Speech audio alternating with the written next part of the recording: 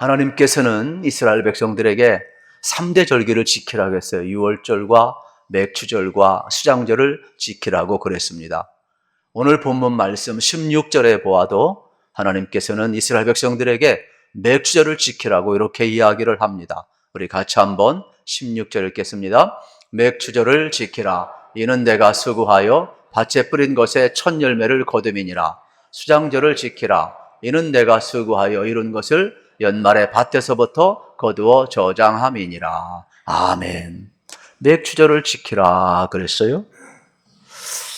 여러분, 이스라엘 백성들이 애굽에서 나왔을 때 그들은 어린 양의 피를 바르고 재앙이 넘어가서 구속받은 출애굽의 역사를 그들은 경험을 하게 되었어요. 그래서 그들은 이렇게 여러분 유월절을 지키게 된 것입니다. 그리고 나서 49일이 지났어요. 그때 이들은 뭘 지키느냐 하면은 이제 77절을 지키라 그래서 77절, 77에 49. 그리고 이때에 나오는 첫 곡식이 뭐였느냐? 밀이었어요.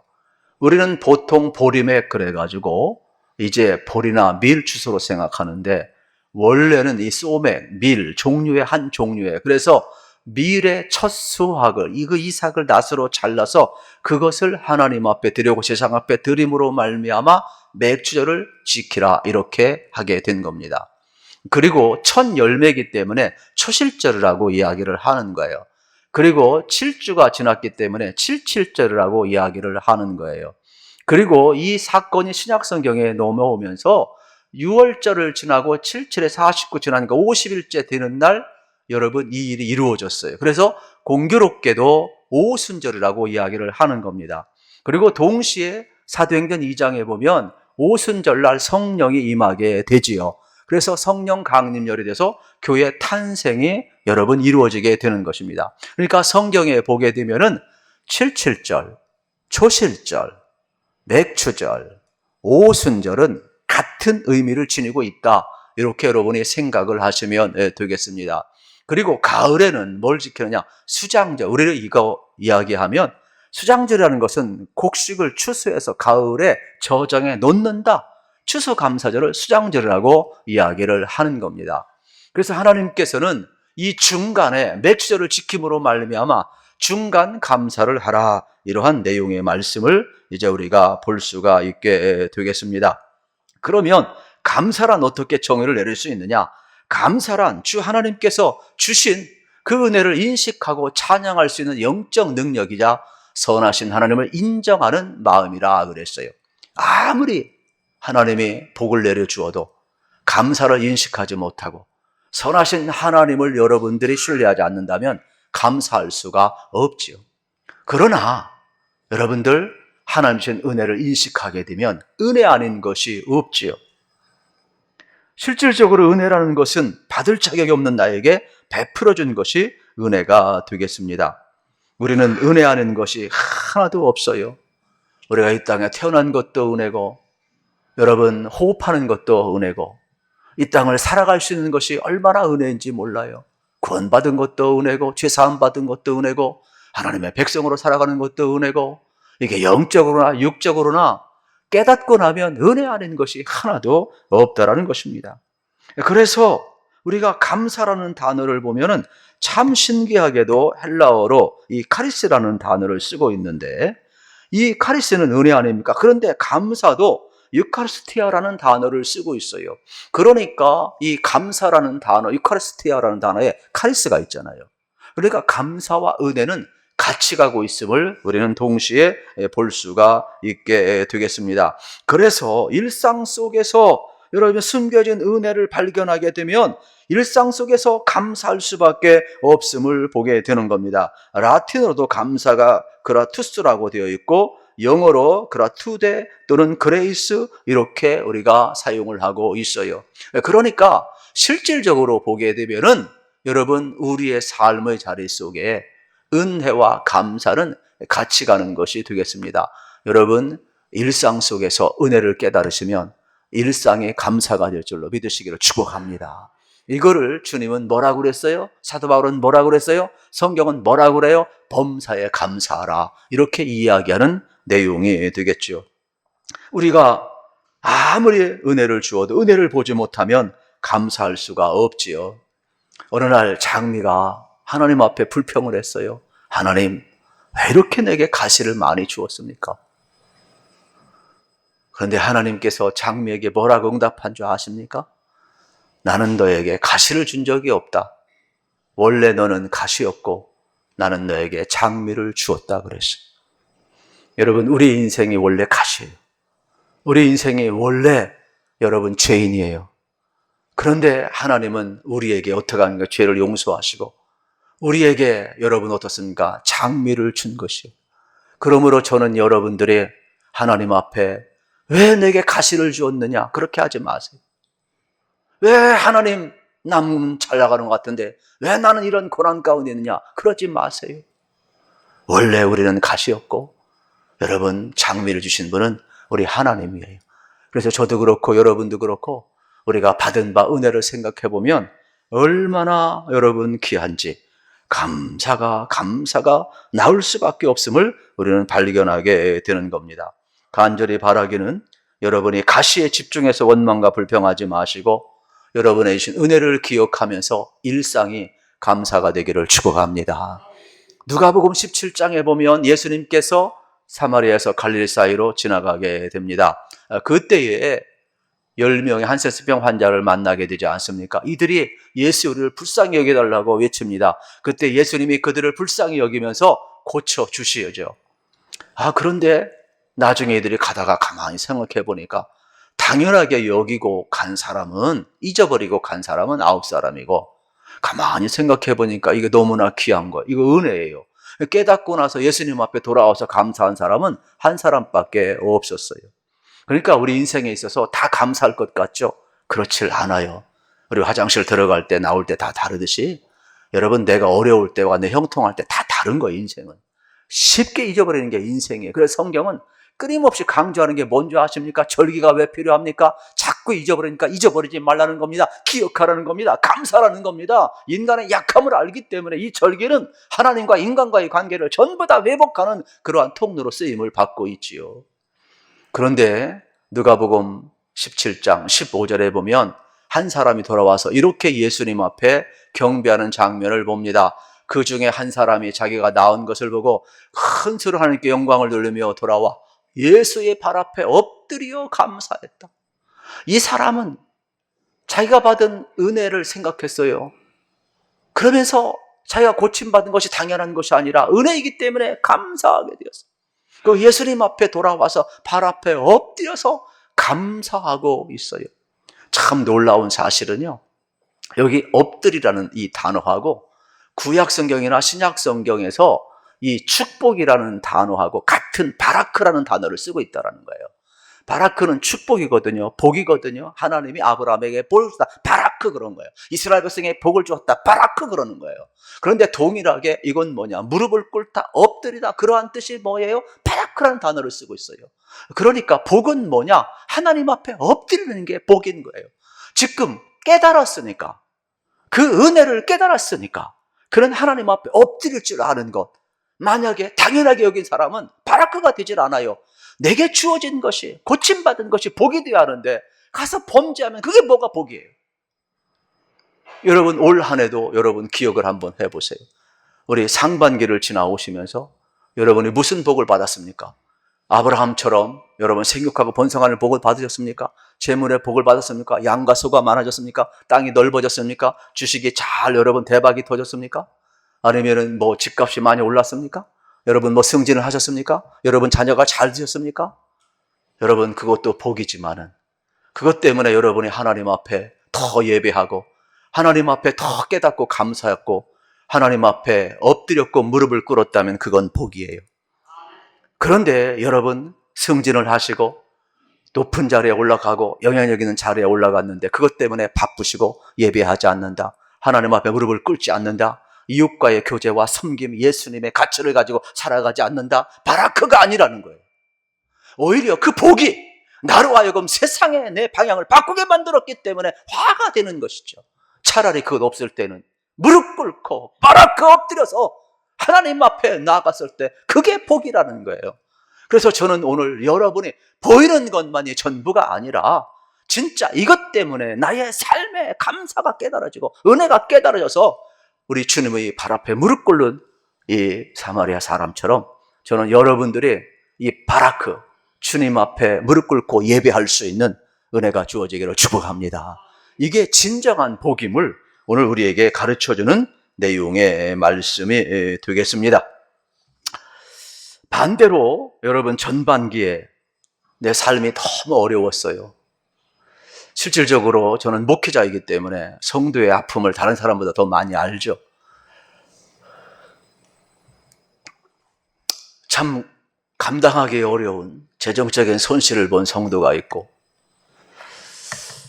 또 그로 인해서 충격과 정신적으로 또 몸이 또 아픈 사람이 있고, 또 수술하는 사람도 있고, 참 이루 말할 수 없는 그러한 어려움 가운데 있어요.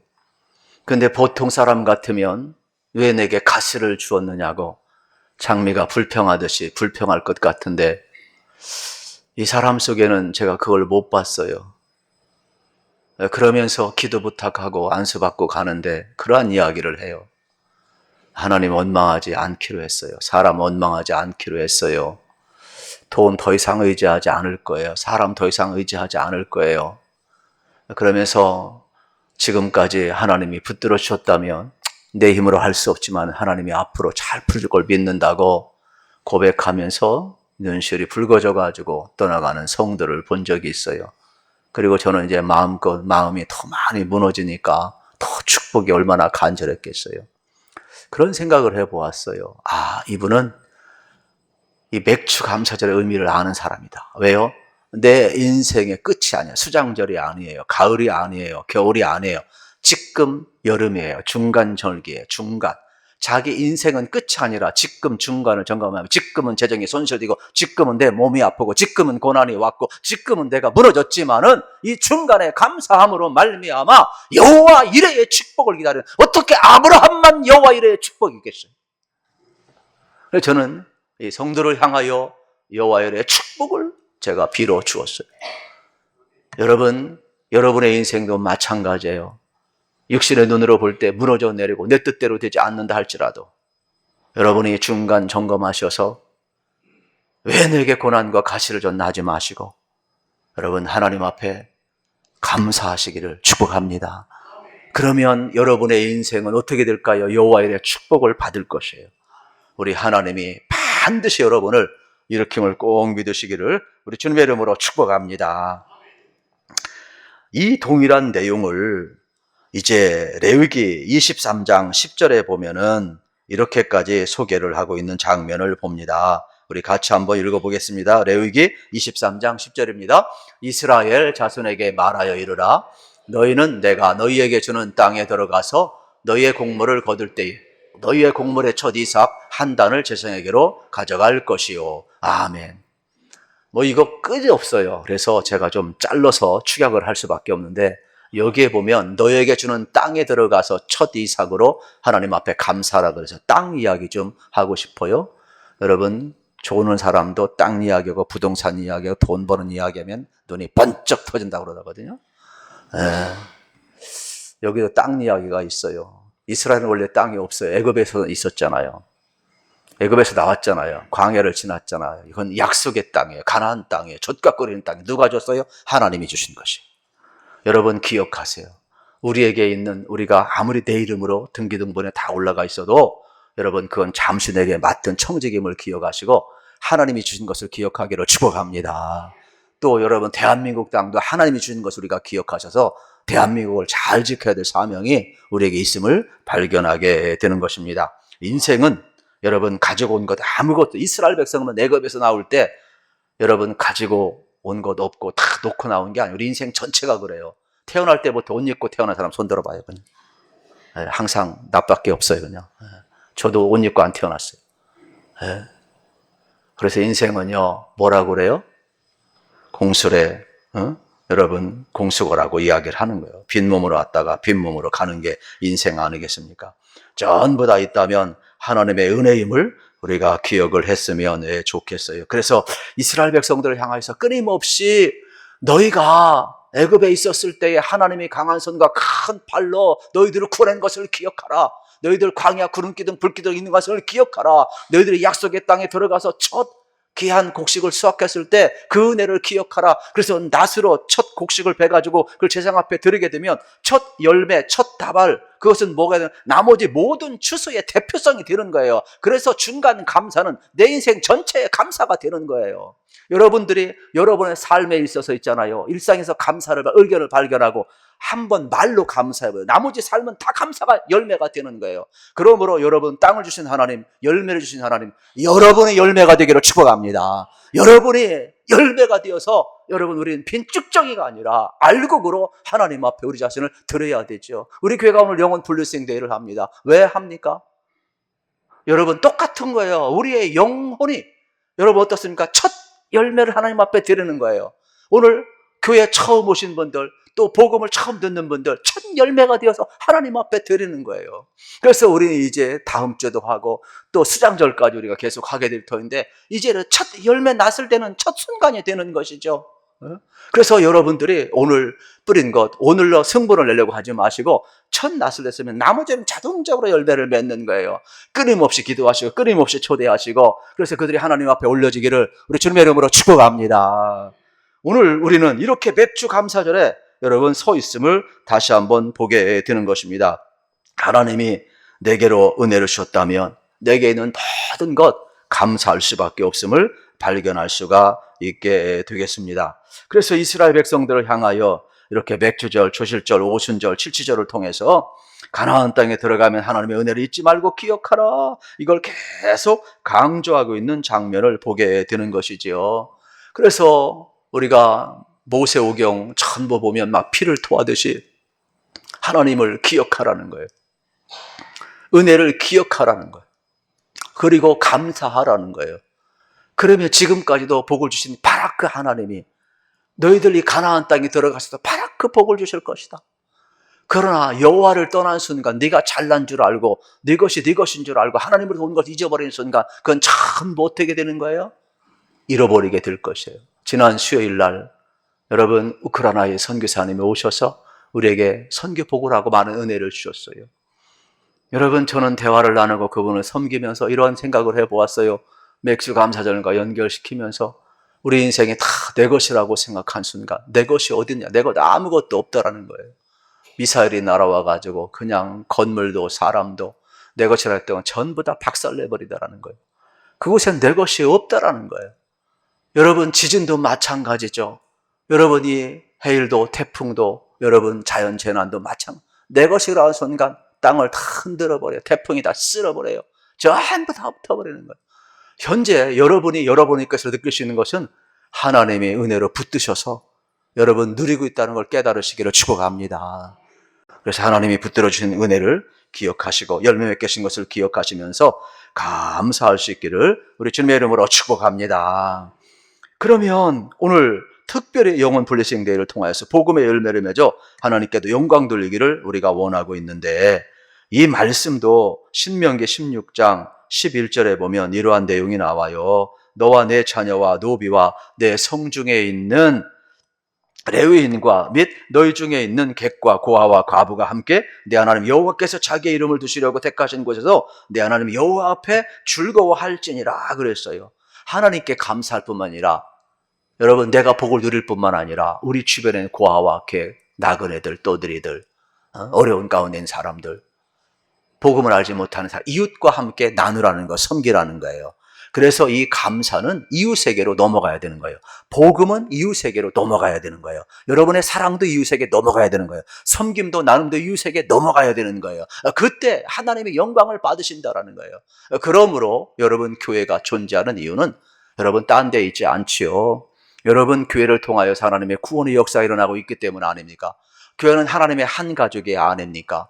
그러므로 우리는 영적인 패밀리가 되어서 신앙의 공동체 생활을 할 때에 어떻게 예수님처럼 서로 사랑하고 예수님처럼 서로 교제하고 예수님처럼 서로 섬기면서 서로 나아가는 거예요. 그래서 각각 지체는 하나로 다 이루어지지 않잖아요. 여러 지체가 모여서 유기체적으로 연결되는 것 아닙니까? 우리를 먼저 부르시고 이제 한 사람 한 사람 부르게 될 터인데 그들도 각각 지체가 되어서 온전한 몸을 이루게 되는 거예요. 그리스도의 신령한 신부가 되어서 거룩한 교회를 함께 이루어 나가는 것이 되겠죠. 그러므로 여러분, 우리도 서로 몸 모든 기능들이 서로 배타성을 가지면 안 되잖아요. 서로 유기체가 되어야 건강한 것 아니겠어요? 새로운 사람이 들어와도 마찬가지예요. 환영하시고 사랑하시고 할렐루야.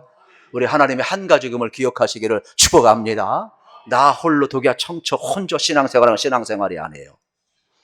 그래서 교회에서는 우리가 다 각각 지체가 되어서 하나님의 가족으로서 신앙생활을 해야 됨을 잊지 말아야 되는 겁니다. 혹시 여러분 가족 중에 코로나를 겪으면서 아직도 교회 안 나오시는 분들은 여러분 영상으로, 그거는 주님이 원하는 교회가 아니에요. 각각 지체가 되어서 서로 유기체가 되어 서로 사랑하고 교제 나누고 함께함으로 말미암아 하나님의 가족으로 여기서 치유가 일어나고 회복이 일어나요. 그들은 치유의 대상이고 회복의 대상인 것이에요. 그것을 정당화시키면 절대로 안 되는 것이죠. 그러므로 우리는 하나님의 한 가족임을 잊지 않으시고 여러분들이 다시 한번 그들을 사랑하시고 회복하시고 치유하시기를 우리 주님의 이름으로 축복합니다. 그래서 오늘 다시 한번 우리가 감사절을 통하여서 우리의 삶이 이제 이 사랑의 이웃으로 넘어가야 됨을, 감사가 넘어가야 됨을 또 발견하게 되는 것입니다. 간절히 바라기는 모든 과정 속에서 하나님이 주신 은혜를 발견하고 여러분의 삶의 일상이 언제나 감사가 넘쳐나셔서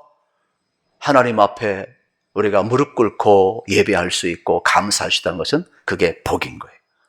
그런 애가 육적이든 영적이든 하나님 앞에 무릎을 꿇을 수 없다면, 그거는 하나님을 떠나게 만드는 거라면 그거는 복이 아니라 화예요. 저는 여러분이 육적인 복이든 영적인 복이든 하나님 앞에 무릎을 꿇을 수 있고 예배자가 되고 하나님 앞에 감사할 수 있어서 진정한 복을 누리시기를 축복합니다. 이 은혜를 가지고 오늘 우리가 성찬식을 하게 될 겁니다.